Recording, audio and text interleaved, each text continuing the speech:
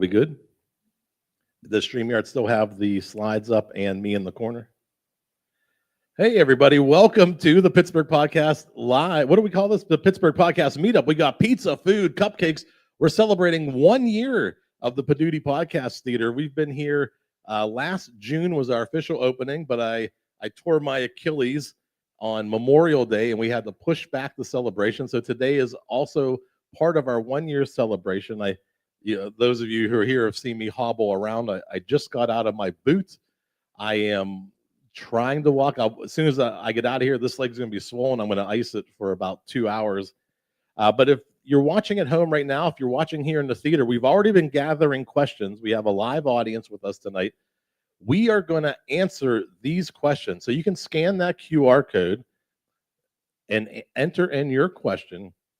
We're going to go through these. And then if you do participate, you're going to get 5 votes to spread out amongst all these questions, and you'll be able to weight the ones that you want to learn about first. So you can put all 5 votes on one if you want. You can spread them out, but the questions that get the most votes, we're going to cover first. There's a new feature I'm going to try out too. They just added some AI features, like everything has AI now. And I should be able to, if there's any duplicates, the AI should consolidate. So let's see what happens. Or it'll blow up the whole thing.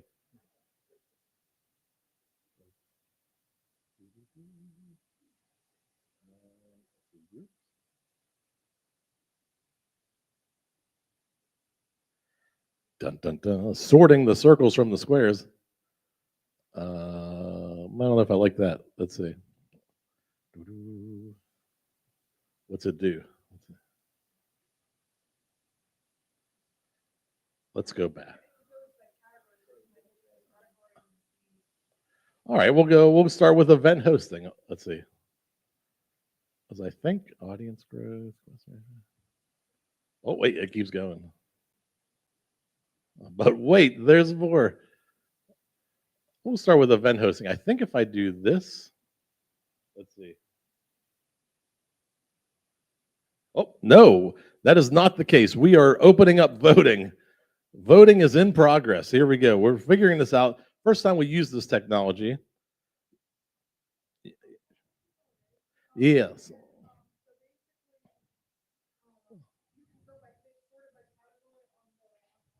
Oh. Okay. Okay. And then you're going to spread out your votes around. It's good to try things in real time. This is a great lesson for all you aspiring podcasters. If you haven't tested the technology, make sure you go live and do it for the first time. It's a lot of fun. We got voting in progress right now. You can scan that QR code. You'll get up to 5 votes per question or category. We don't know. We're gonna figure it all out. But you can spread around those 5 points to different questions. Nobody has voted yet. So this is for those of you watching at home. This is the Pittsburgh Podcast Meetup. We do these monthly. I buy pizza and drinks, and we start talking podcasting. Sometimes I do presentations. Sometimes we just meet and greet each other. There's been times where we talked for the whole time and just passed out business cards and networked and met people. It was a lot of fun. Other times we're going to do what we're doing tonight, which is full audience participation. You're going to be able to participate by answering the question with a question. What's your biggest podcast challenge? And then we're going to spread around those votes. I do see a lot of people voting in the audience right now, so we'll give it a few more minutes. But this is the Poduty Live Podcast Theater. Like I said, we've been here 1 year. This is a place for podcasters to come in, do live shows for an audience, not only in the theater, but around the world. We have cameras all around the stage, live streaming everything. Right now we're on Facebook and YouTube. And if you want to, scan that QR code, bring the vote counts up. I still see people voting here. Was it complicated with the categories? No. Oh, all right. Submit them all at the end, yeah. If you haven't hit submit yet, go ahead and do that. So did you vote by category? And then, or you oh.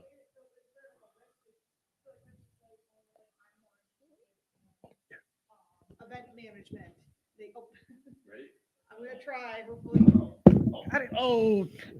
So basically, it was set up in a way that you could sit there and like, oh, I want a question more about like podcast event management. Like there'll be a category for that, and there'll be questions related to that. You could go there. So then that way, it kind of like hones in what questions you want to vote for. Because if you're like not interested in well, I was interested in this one, the copyright one, but but if you weren't interested in that, you could just skip over that category. All right. 6 people voted. I like it. That's 30 votes total. Just hit the bottom left button one time, it'll turn orange. Just one, don't hold it. If it went off, it went off. Okay, that's okay. All right. Anybody waiting to cast their vote? We're good. I'm going to go ahead. I'm going to go forward. All right. We have event hosting and audience growth are the 2 most popular categories that we had so far. Let's see what our first question is. With the most votes, what is the best way to go about getting sponsorship if you have a solid platform? We're going to start right off with going right to the money. Here we go. First, you got to know who is your audience. There's 2 ways to do this. One, you want to work backwards from what you know you're already delivering. Now, when I talk about advertising, the general rate for podcast advertising is $20 to $25 per 1,000 downloads. And the reason I think that this model that I'm talking about live events and live podcasting, is a better model for podcasters is what you may not know is 90% of podcasts do not get 1,000 downloads per episode. So for 90% of people, the one carrot that all podcasters are chasing, they're all trying to get to host read ads. I want to do an ad. I want to read ads. I want to make money reading ads on my podcast. But for 90% of those people, you're not going to get to that level of downloads.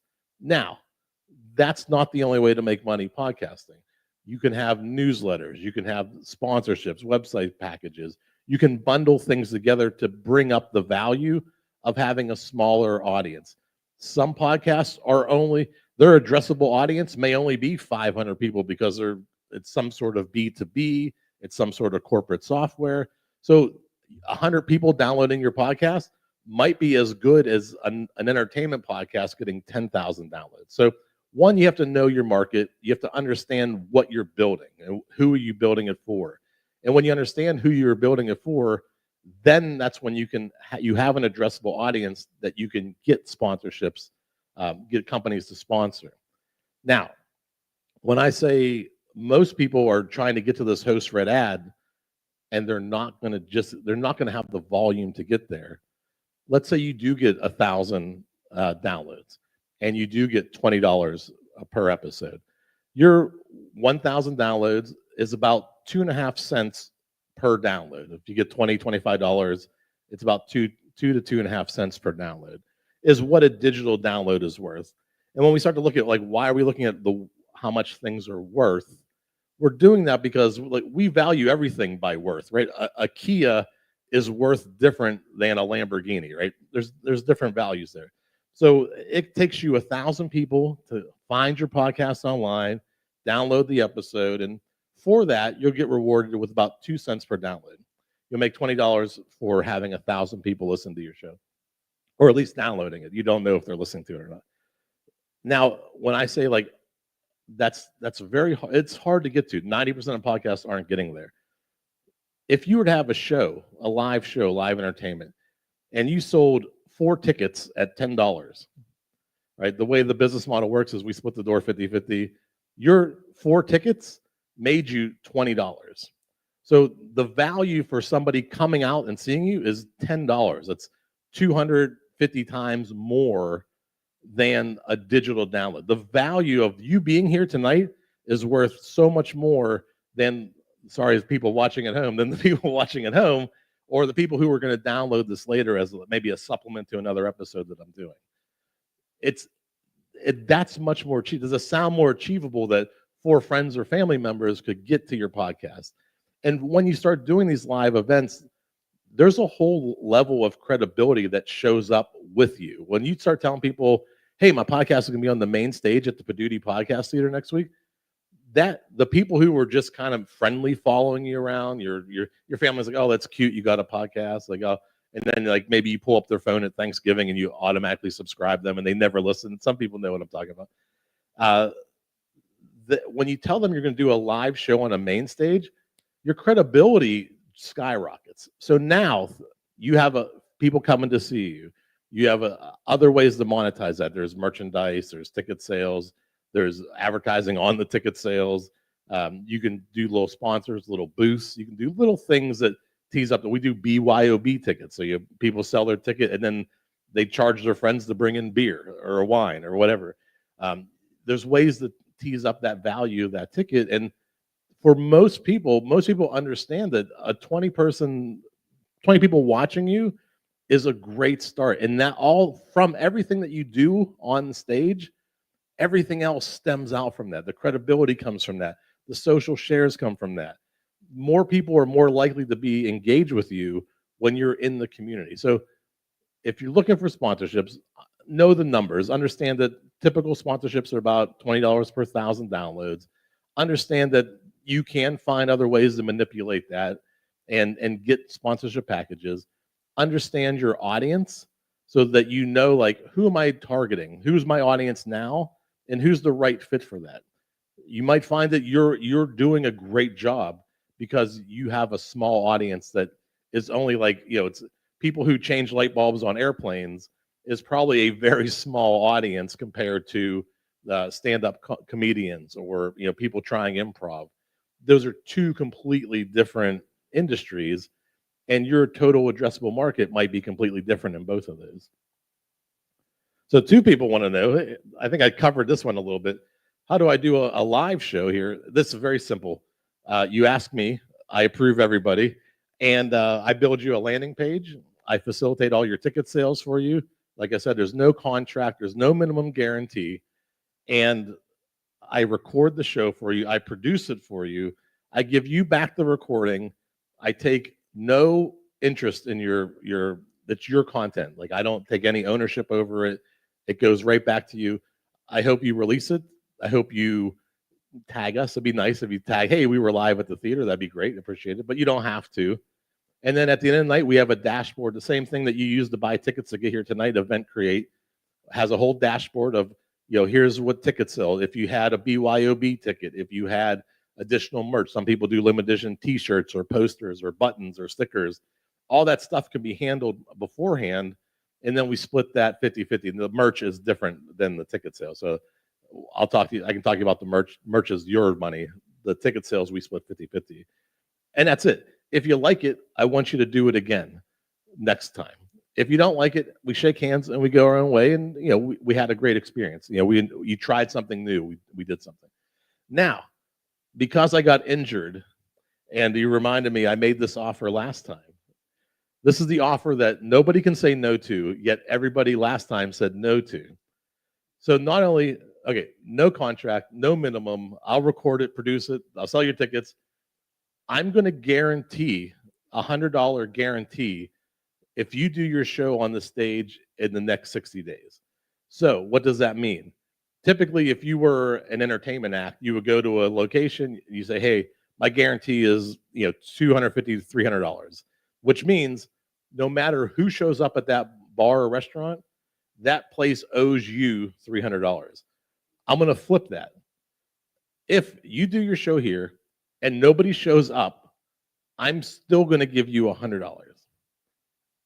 Okay. Now, I don't want to do that. I'll be honest with you, that's not my goal. My goal is to help you develop an event that gets people in here to see you. So, but if it backfires completely, you still make $100 and you get a recording of your episode. Now, that's just to cover the first 100. If you sell 10 tickets at $10, you made the $100, we break even. If you don't, I'm going to cover the difference. That's my goal. I want to, because of my injury, we kind of been dormant through most of the summer. Fall's coming up. Things start to pick up again. I want to get this place firing on all cylinders. So if you want to know more about that offer, I'm still going to make it $100 guarantee to do a show on the stage. You can't say no, yet everybody says no. All right. I like it. Take my money. Oh, 2 people? Oh. Oh, okay. Oh, okay. Can I pass the mic to you? I know, but people at home can't hear you. What are your ticket prices? Yeah, great question. So depends on the type of event that I typically say. This is like old school. First of all, like old school punk rock in the 80s. Tickets are $5-10 max. Virtual tickets are $5, right? If you're doing some sort of consulting or training or a seminar, like this stage is very versatile. I have podiums and you can see laptops can plug in. You could do slides and you could do, we've had a lot of realtors come through here. We've had a lot of B2B people come through here, consultants. If you want to do like an all-day consulting event and your ticket's $100 to $200, that's an option too. And we'll talk about that split also slides at some point too. It's not always 50-50. If you're going to do a $200 ticket, at some point it's not fair for the house to take half of that. I didn't earn half of that. It might be like 60-40, 70-30, depending on the type of ticket or event. So that's all workable. But the initial offer, 50-50, and we shake hands. That's pretty much it. Did I answer the question right? Yeah, so I typically $5 to $10, and it depends on the type of event. Maybe. All right. Hey, wait, how do we keep doing this? I keep answering the next question with the last question. So can the space be used for workshops and or fundraisers? So yeah, I train podcasting in here. So I do like I've done a 4-week program where I have you go from nothing to understanding everything you've ever wanted to ask about what is a podcast, all the way to doing a live show week 4 on the stage for your peers. So I've done it. I've had people do all-day seminars. We have one. Paul Mattingly does improv here. That's a 2-hour class. We've had like yoga instructors here. We've done all kinds of the whole space is very versatile, and we can do all kinds of different events. We did a great fundraiser probably this time last year, where we had 4 local animal shelters come in and play 4 rounds of trivia. And the way that we divvied up, we raised like $800 in 90 minutes. And the first place team got 40% of the pot. And then every other charity got 20% of the pot, plus any kind of donations that came in. So everybody who participated walked away with something. And it was just a great time. The stage was crowded. I think each team was 4 people and there was 2 hosts. So that one got pretty crazy. Let's go over to what podcast hosting sites do you recommend for a beginner? I heard you guys talking about me already. I'm a Transistor guy. I started on Libsyn. I'm big on Pittsburgh. I love that Libsyn was in Pittsburgh, still is. One of the original podcast hosts, the founders of Libsyn have been to this event, and Libsyn just has become something more than what I'm looking for. They're very big into the advertising space now and kind of just pushing this ad model.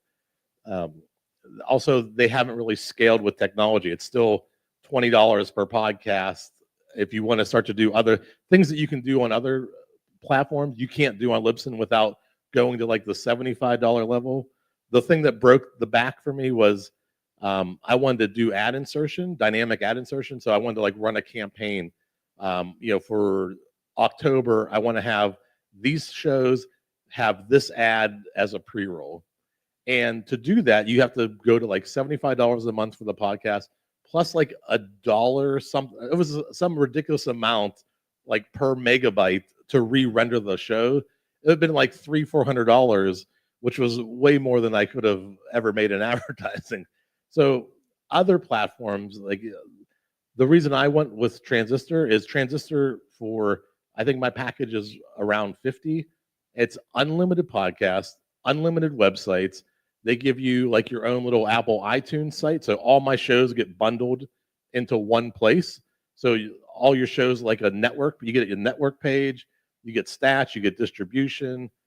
It's a great platform that's doing the things that you would think a platform would do. So yes, I will recommend Transistor, but there's other great ones. Buzzsprout has been around forever. I heard somebody mention Buzzsprout. Podbean is one. I'm not a big Spotify guy. If you Spotify for podcasters, it's an easy, low barrier entry. I think there's no cost to it. But then you're stuck. Like you're stuck in this platform.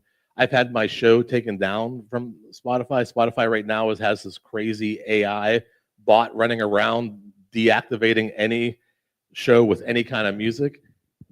I gotta be prepared because my phone charger is being finicky, but yeah. Also, I did research when I was doing stuff for podcast hosting. Spotify also like the copyright.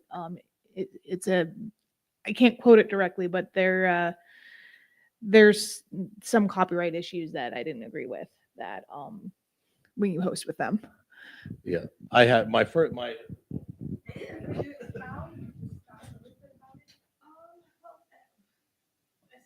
like I don't feel confident talking about it. It was like a year ago when I had done it, and like I know it's like a year old information, so I don't know if it has changed. So I don't want to accidentally spread misinformation, but I just remember when I was doing the research, that was the reason we didn't go to Spotify because you couldn't use that information. That was the second one.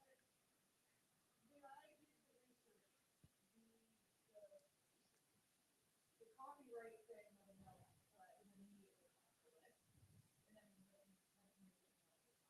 the exact phrasing, but it was enough to make me feel more. And a year ago, I would have been able to do more of that sentences, but now I want to remember that sentence. So it's not that it isn't true, it's just I'll look it up.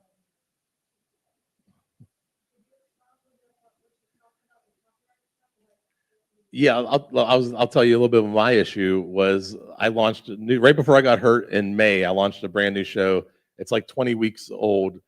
I'm 16 weeks into my recovery, so you can tell I just launched a show, and for each show I write a custom song for my guests, and each one gets I say, hey, welcome to the show, da da da da da da, ba ba ba ba. I always end in a question, and then I play the song, and it's custom for that person. The original trailer that I did, the trailer was like 2.5, 3 minutes maybe, but the song was like 50 seconds.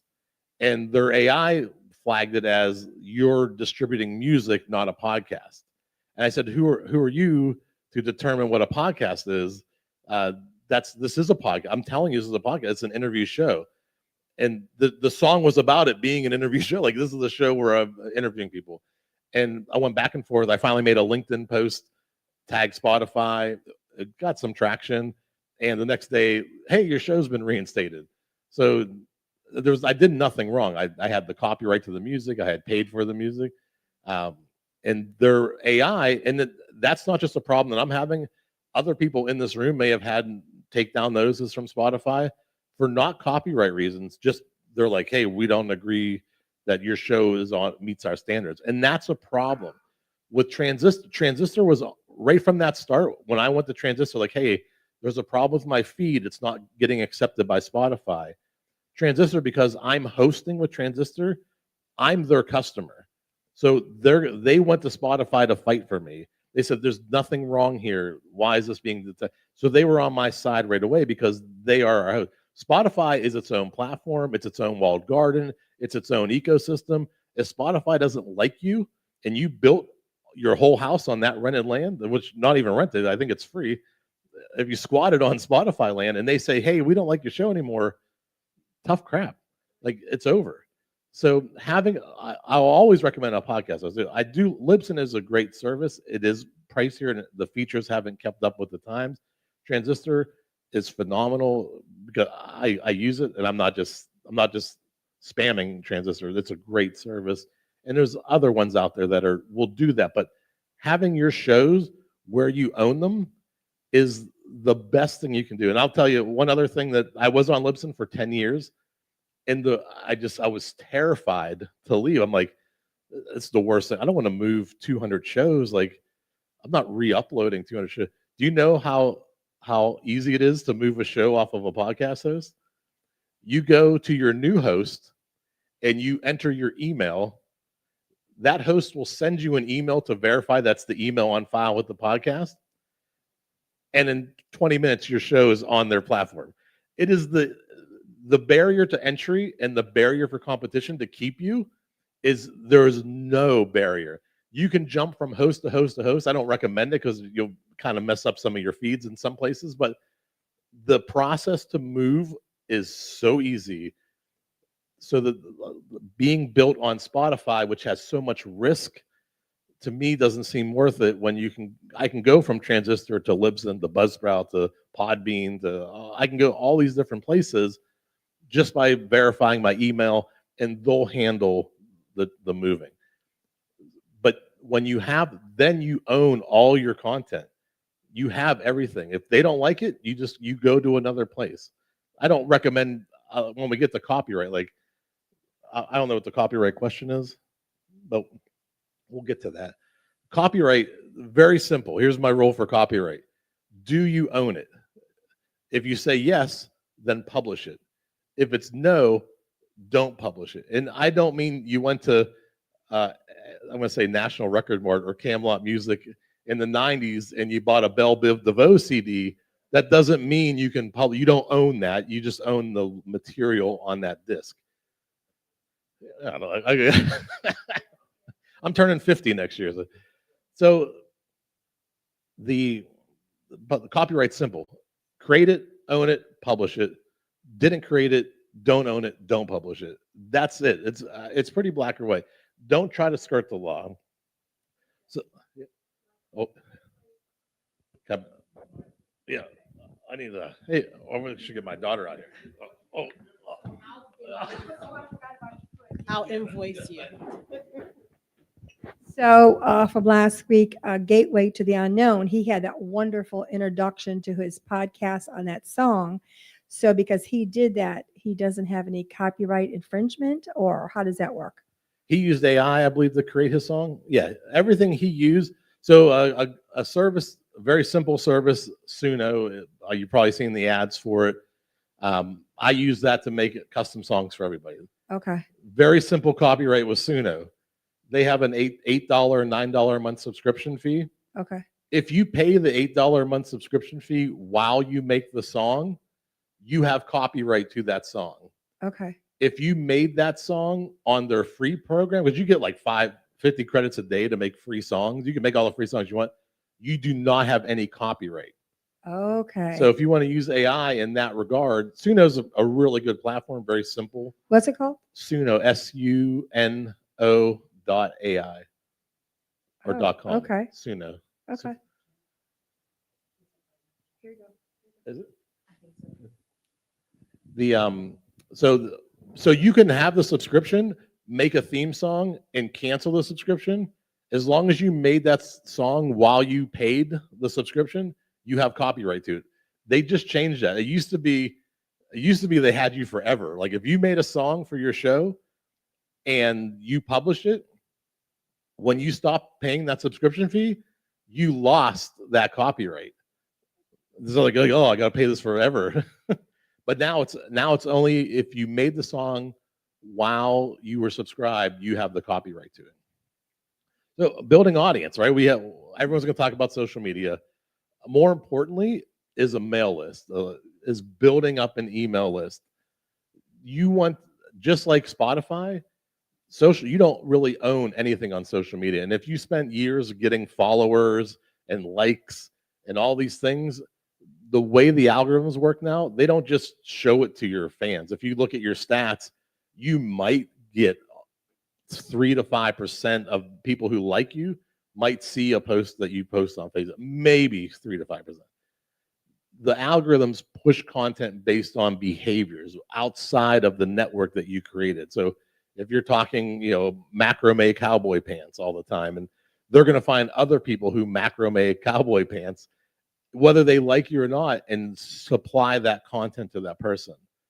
So you need to do different things on social media. but you don't own the audience at all. And they want you to not own the audience. If you want to do some advertising, you can. Not the most effective way for podcasts, for getting somebody out of the Facebook ecosystem or the TikTok ecosystem to go to another app to subscribe or like your podcast or leave a review doesn't really happen. You can spend thousands and thousands of dollars and move the needle very, very little. It won't move maybe at all. It's unbelievably difficult. You want to be able to have some reason for people to come to subscribe to your newsletter for whatever reason. I was going to go a different direction on that. Whereas like this audience here, you came here tonight, right? And I've done 7 of these. I've averaged like 50 to 60 people in the Pittsburgh area who have signed up for the Pittsburgh Podcast Meetup. So just from doing this event, I've grown my email list 300 people, 300 times. So when you buy your ticket, you sign up, you give your information, that goes into building an audience for this theater. And that's an audience that I own. Nobody can take that away. I don't have to rely on publishing content every day to get the algorithm to push it in front of the right people. And if you look at the things that like, yeah, can TikTok give you 1,000 views out of nowhere on a video? Yeah. But what's the retention on that video? How many of you looked at TikTok before you came here today or in the last 24 hours were on TikTok? Nobody? No. Or on any social media. On TikTok, you can get thousands of views very, very easily, but they are mindless. There's no value to those types of views. People just scroll through it. You can watch 100 videos on TikTok, and I guarantee you couldn't name one creator. That's how mindless scrolling that you're doing. You're not making any connection. There's no bond. Podcasting is a bond. It's a connection, and you're doing that through delivering consistent episodes week after week. Being there week after week is a great strategy to keep an audience entertained. If they know that every Tuesday at 6 a.m. you release an episode, that'll be in their queue to be listened to. So consistency is important. The events like this, I really believe that this is a bigger opportunity to grow than, because I also give you back the manifest list of the people who attended, so you also get an email on top of everything else I was talking about.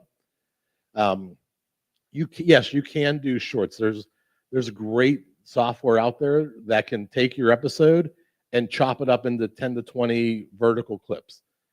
I would tell you, don't publish all 20 of them.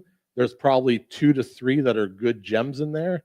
You'll probably have to tweak them a little bit, but for $20, $30 a month, Opus or Clap, KLAP, these places can take your podcast episode if you're doing video, especially.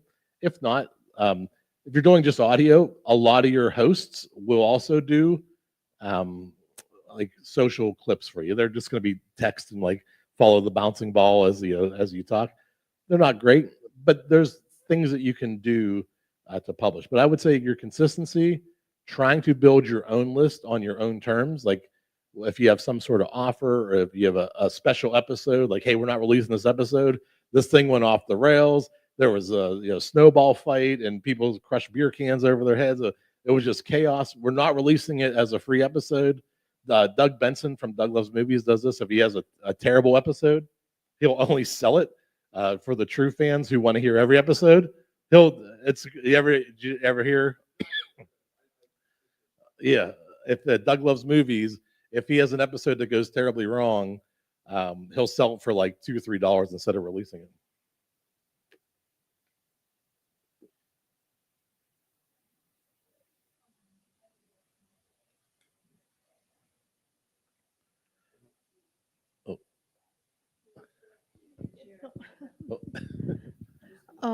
So I had to go back at my old messages to find the conversation. So there was a mix of things. One of the things was now this could have changed because I know there was like, from listening to podcasts, there's been a lot of like getting control back in the creator's hands. But at the time there was a lot of like, you would have like, yeah, put advertisements on my podcast, and Spotify would choose what advertisements are on there, not you. So if you're a podcast about knitting and someone thinks, oh, or Spotify thinks, oh, we want to put a farmer's thing on, like a farmer's insurance thing on your knitting thing, that might be okay. But like, if you don't want to have insurance advertised on your knitting show, like that's not that, like you don't have control. But there's other places that do allow control, and you can like hit a toggle button and say, I don't want ads that are political, I don't want ads that are this, and then they can like pick the ads that fit you a little better. But I think Spotify, you had less control on that, at least at the time when I did the research a year ago. Yep. Just hold on to it. Yep. This the bottom left button. Just tap one time. It'll turn. All right. And then this last one on this slide, should I do audio or video? And the one thing I realized from doing all these events is you came here for podcasting. And for most people, we're not sure what podcasting means anymore. It used to be an MP3 file distributed by an RSS feed to some sort of app that you could subscribe to. Over the last 7 years, with YouTube trying to get into podcasting, with Spotify video trying to get, this area has gotten muddied. So the reason I planted this question was because I can understand if you haven't done a podcast yet, all of a sudden you came here and you're hearing an idea that's much bigger than an audio podcast. You're hearing video podcasts, you're hearing live performance podcasts, you're hearing live streaming podcasts, recording podcasts. So the most important thing to do with your podcast is capture audio. That's numero uno, goal number one. And the reason is, when you do make the transition to video, your video doesn't have to be spectacular, but if your video or if your audio is trash, you're going to lose retention so fast. Even though podcasting definition has ballooned, like there's so many different things that people call podcasting. Some people only publish to YouTube. I'm still an old guy who would say that's probably not a podcast, but they call it a podcast on YouTube. The audio is still the most important thing, hands down, no matter if you're going to do an audio or video podcast. So focus on the audio, work in video. Video is a key component of podcasting, especially for an event like this. If I was going to use this as a supplement episode, I still have good audio. I have the video backup, and I can clip this into different things. I'm building an asset from one performance. So my one audio performance of answering your questions today also has this video element that I can use in a myriad of ways. Did I laugh because I said myriad?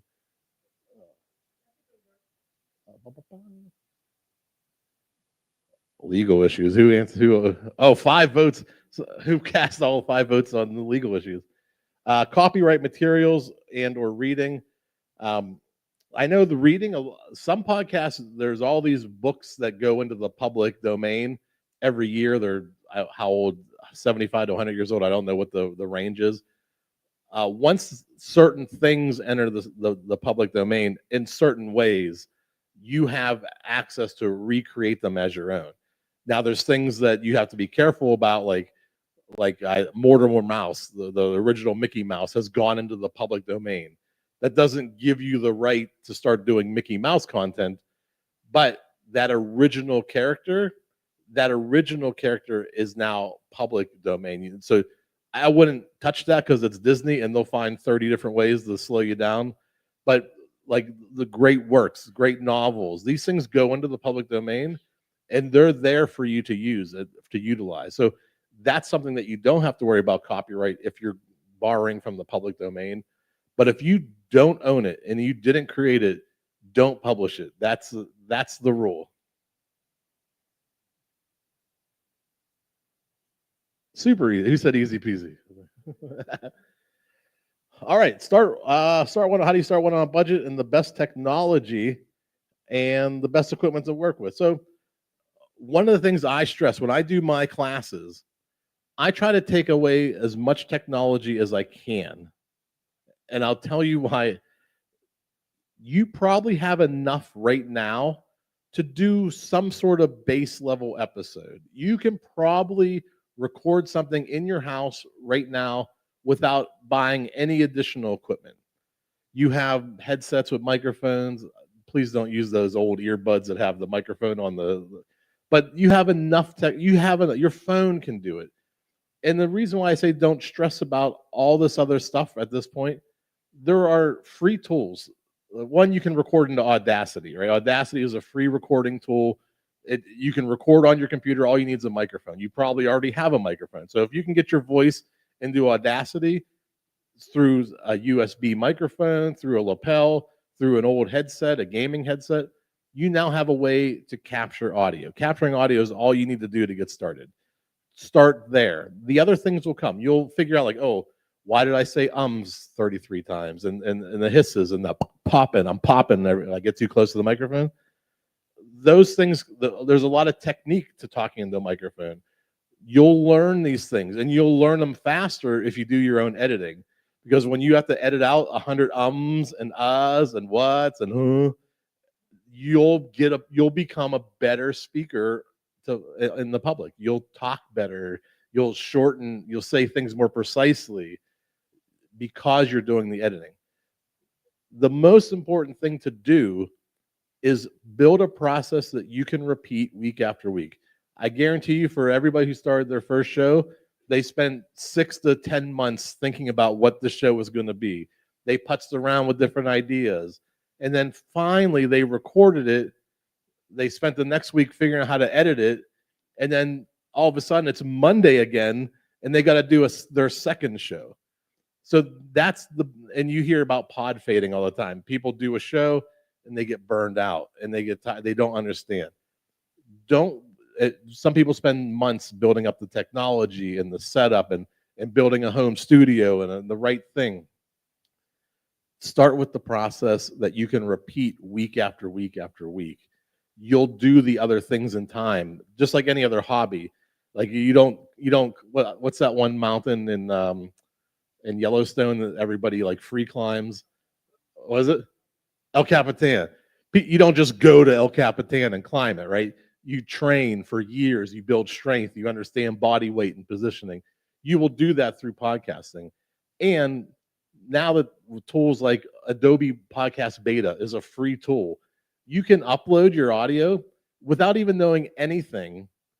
That will remove all the background noise in your recording. So now you have a crystal clear recording. If you want to enhance the audio, it'll do that for you. If you want to, if you're having an interview podcast and you're talking like this into the microphone and everybody can hear you, and your guest is like this talking over here, there's a free program called Levelator. Levelator will bring up the person talking over here. It'll increase their voice, and it'll bring down my voice. So now I have crystal clear audio for a free tool. I've leveled the audio so I don't sound real loud. Them, I guess, sound real loud. And then I don't sound real loud. You've probably heard podcasts where they're just so loud and then they're so quiet. And then if you're trying to hear the rest of the words, you don't know what's going on. And then the host comes back on. It's like, hey, everybody, what's going on?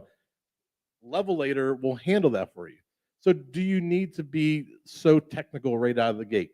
No. You can get clean audio. You can get leveled audio with free tools right now. So think about what you want to create, what you're building, and what you can do to repeat that week after week after week. How was that? Was that a good answer? I felt good about that. Oh, we're flying through these questions. Has anybody had additional questions since I've been talking? Oh, I thought that was a hand. Does anybody wish this was part of the show was over? All right, I think we're gonna go pretty fast. Oh, is it this one right here?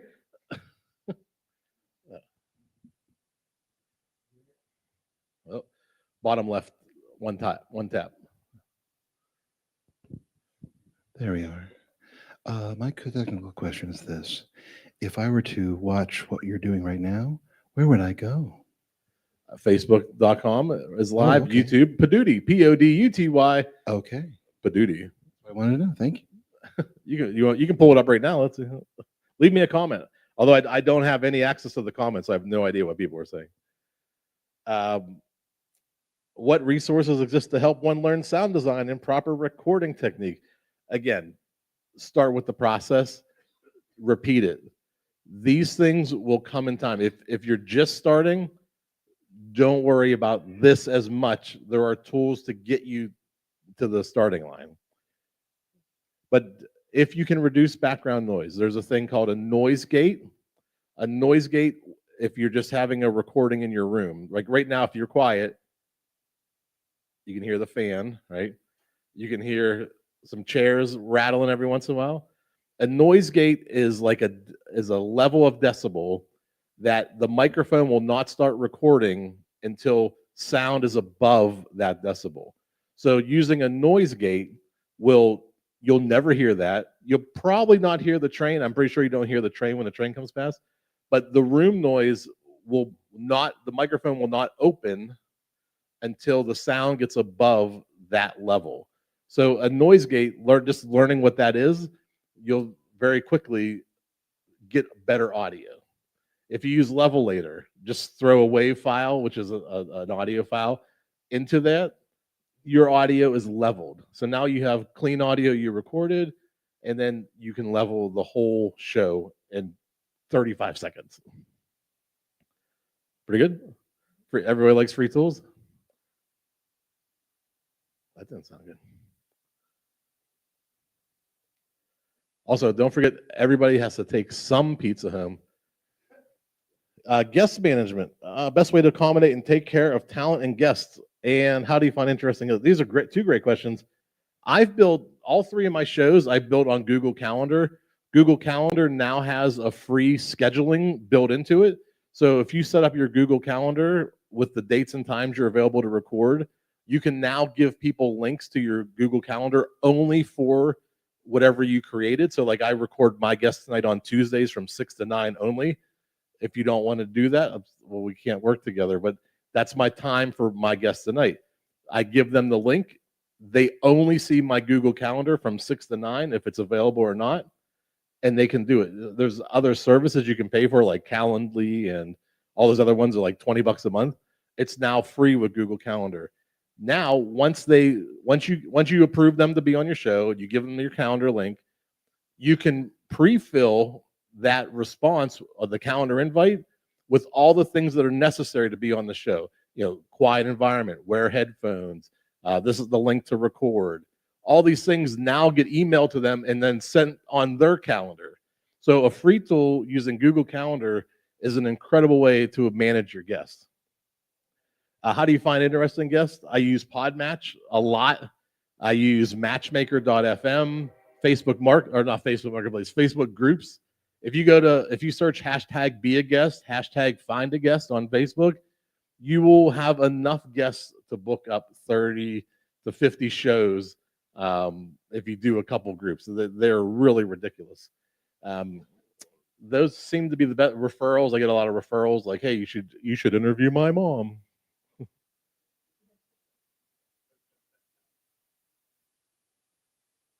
Well, we got last one, file formats.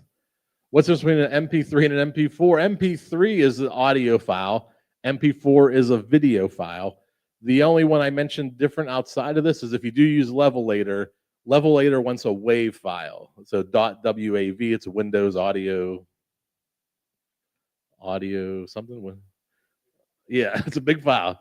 But you can use a WAV file is the only other thing you would use. So MP3 is what you would typically send to your podcast host. So if you do choose Transistor or Libsyn or Podbean, whenever you upload your file, you would upload an MP3 file. That becomes your podcast episode, and it notifies anybody who is subscribed that you have released a new MP3 file. And MP4, what is it? MP4, it sounds like there's a fan running. MP4 is the video file that you would upload to YouTube. If you want to do a video portion of your podcast, you can upload an MP4 file. And I think that concludes this part of the show. 50 minutes. I didn't do too bad on that one. I do have two questions. I think I saw a hand over here first. Oh yeah, we're gonna do that as soon as I cut the feed, so you guys can come up on stage too.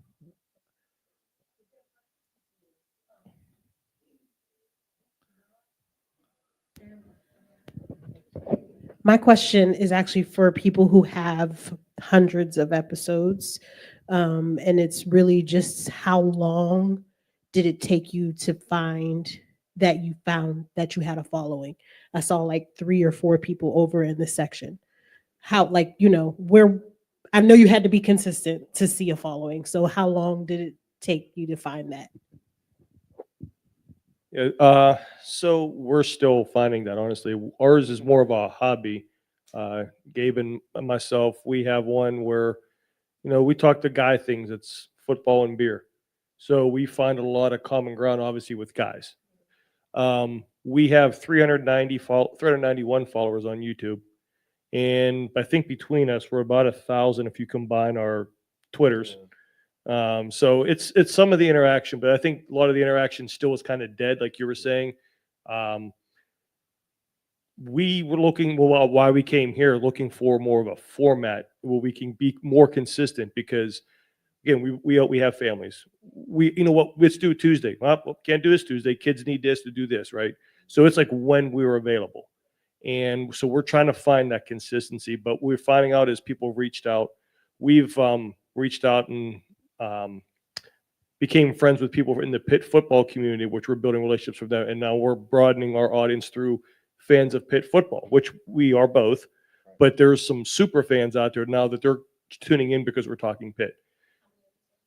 I think right now on YouTube, we have about 250-ish. So we will do anywhere from, generally our episodes will be about an hour to, we've done 2 live streams. The one we did for Pitt was like an hour and 45 minutes because there was just a lot of good conversations. It was on StreamYard. We had questions popping in, things like that. But then I'll cut it up and make a bunch of different like 10-minute episodes. But we'll point it back to the big live feed. So I just think it's the interaction. We've seen some people in person. A lot of it's through Twitter and through comments on that too. So, but we're still developing it. We're no means an expert in that, but that's how it's been. Yeah, building live, not just on the theater, but live streaming as well, is another way to do that weekly engagement. If people know you're going to release a podcast, they're likely to stay with you and not miss episodes. But if you're live streaming, you're getting those comments in real time and you're acknowledging them. You're responding to them. You're making them part of whatever you're building. So that's another way to keep that audience loyal and grow that audience. I have a 10-minute and 2 30-minutes. So I'm like a 30 to 40-minute guy. I kind of tune out. Yeah, live streams are a little different. But I would say I usually shoot, the low end is about 20. The high end for me is about 40, 45. And that's me. Some people listen to 3 hours of Joe Rogan. I don't know. Yeah. It can be. Do the content. I'm going to quote Bon Jovi. Bon Jovi's favorite saying is, "Don't bore us, get to the chorus." And all of his favorite songs started with, or all those biggest hits went right into it. Like, don't hold out what you're going to talk about people. Tell them what you're going to tell them, and then tell them what you told them and get out of there. Don't talk about shopping and the price of bananas at Community Market up the hill were cheaper than the price of bananas at Giant Eagle. If your show is about, whatever, stay on topic. Just do that. Like, give them what you're going to give them and then get out. Don't fill it with fluff. How was your week? For most people, there are some podcasts where people want to know who you are and how you're doing, but for most people, they don't want to hear, even though you like taking the kids to soccer practice, most people listening at home don't want to hear about soccer practice. So if we did an event here, it would, for the live event, it would be like an hour to 90 minutes. Typically, I say plan for a 90-minute event. Okay. That doesn't mean your show needs to be 90 minutes. Your show could be 45 to an hour. Yeah. Then you could leave time for Q&A. You can leave time for a meet and greet. Most people wrap around an hour 20 and then hang out. And then, they talk about things. People thank them for episodes they've done. Like, I really appreciate you did that. And that was great when you're talking about this and that. And they're making these connections in real life. I was going to say also that I feel like you have to have a connection with the audience and what they're looking for as well. In our podcast, it's real simple. It's a bunch of dudes, in a man cave, talking sports and drinking beer and eating good barbecue, right? So that's a casual conversation. That's something that we do naturally, right? So, and what we find is that, we find people that just want to get into that same type of space. And the irony to all that is that I feel like the live with this will be wow. I feel like we can really do some really cool things on stage. Let's I'm do really it. want I really want Bring to it. get on the stage like soon, like Yep. right now. Well, this is more so like Yeah. for you guys, but you guys were like talking about like you guys are just drinking beer, talking about sports. Like, I don't know if you guys have room in this angle or not, but there is a male loneliness epidemic. So maybe like you guys can be a way to like market and help get people where they need to go so they're not feeling as lonely and isolated.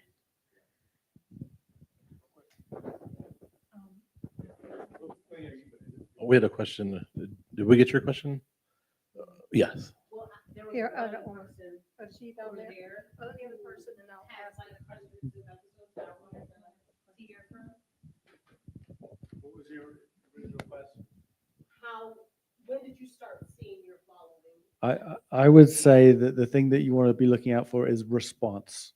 So response in any way, and on most platforms that would be comments, communication, because that's a good indicator for our goal.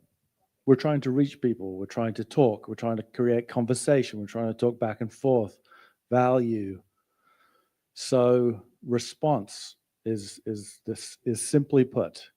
And if you're taking that one step further, that's exactly what, if you wanted to monetize your podcast, that's exactly what an advertiser would be looking for. If you say jump and your audience says how high, then that's what they want. So they want good communication between you as the host and them as the audience, but response and trust. So as soon as your audience starts responding to you, asking you questions, being more interested and invested in what you are doing and your plans, then you know you're doing the right thing. Oh, that was great. What is your podcast? I don't host a podcast. I've produced a lot of podcasts and a lot of hours of shows. And my wife is a podcaster. She hosts a show called Brain Candy. We've done that show for about 10 years. And we're with this from the beginning and have done a lot of different things, newsletters, you name it, we've done it. So yeah, if I was to go into detail, I'd be here for a long time. Take the stage. Come on. No pressure. Well, we want to thank everybody watching at home. We're going to continue the conversation here, so make sure next month you're here at the Poduty Podcast Theater. You only get an hour if you're sitting at home. We're going to go over to our producer, and she'll let us know when she cuts the feed. Thank you, everybody, for watching at home.